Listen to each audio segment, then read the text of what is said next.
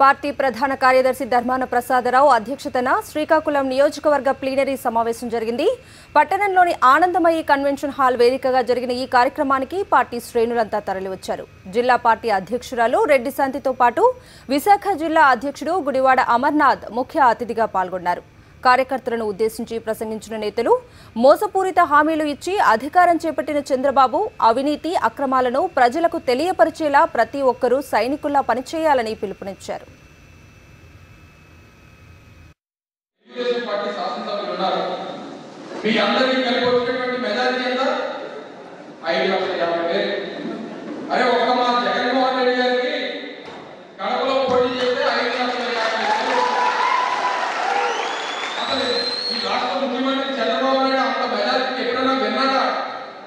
ఎప్పుడైనా చూసారా? కల్లో ఎప్పుడైనా గెలుస్తానని చెప్పి అంత మెజారిటీ వస్తానని చెప్పి ఊహించగలరా? మీరు ఎందుకంటే స్థాయి కోసం మాట్లాడతారు.